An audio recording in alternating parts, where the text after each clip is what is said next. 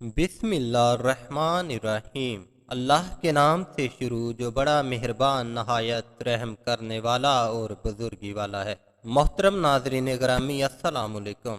अजीज दोस्तों, एक और वाक़या हज़रत मूसा अलैहिस्सलाम की ज़िंदगी से जुड़ा आपके साथ शेयर करते हैं।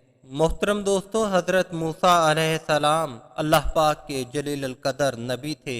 अल्लाह पाक ने इन्हें बड़ी शान और रुतबा अता किया। इनको अल्लाह पाक से हम कलाम होने का शरफ भी हासिल था।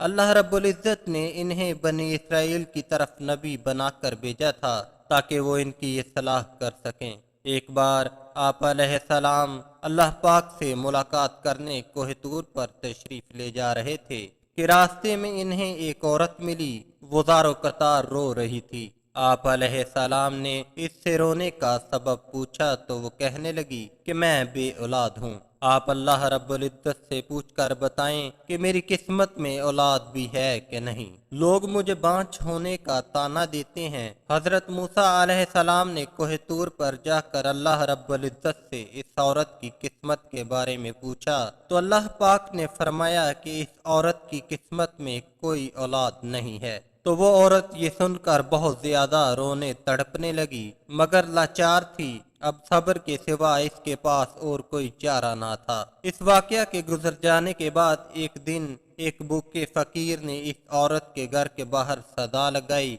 कि मैं बहुत ज्यादा भूखा हूँ, मुझे खाना खिला दो। इस फकीर की सदा सुनकर वो औरत दरवाजे पर आई तो फकीर ने औरत से कहा, तुम मुझे जितनी रोटियां दोगी अल्लाह रब्बुल इज़्ज़त तुम्हें इतने ही बेटों से नवाजेगा। ये सुनकर इस औरत ने फकीर को 4 रोटियां पका कर दी और अल्लाह पाक के करम से इसके यहाँ 4 बेटे हुए। इस तरह वो औरत खुशो खुरम अपनी जिंदगी गुजारने लगी। एक बार हजरत मूसा अलैहिस्सलाम का इस औरत के घर के पास से गुजर हुआ तो इस औरत ने आपसे कहा कि आपने तो कहा था कि मेरी कोई औलाद नहीं होगी, ये देखिए मेरे 4 बेटे हैं। हजरत मूसा अलैहिस्सलाम को बड़ा ताज्जुब हुआ और वो कोहतूर पर गए और अल्लाह रब्बुल इज़्ज़त से सवाल किया कि या अल्लाह, आपने तो फरमाया था कि इस औरत की कोई औलाद नहीं होगी, मगर इसके तो 4 बेटे हैं, मामला क्या है। इस पर अल्लाह रब्बुल इज़्ज़त ने इन्हें एक प्लेट और एक छुरी दी और कहा, तुम्हें तुम्हारे सवाल का जवाब भी मिल जाएगा,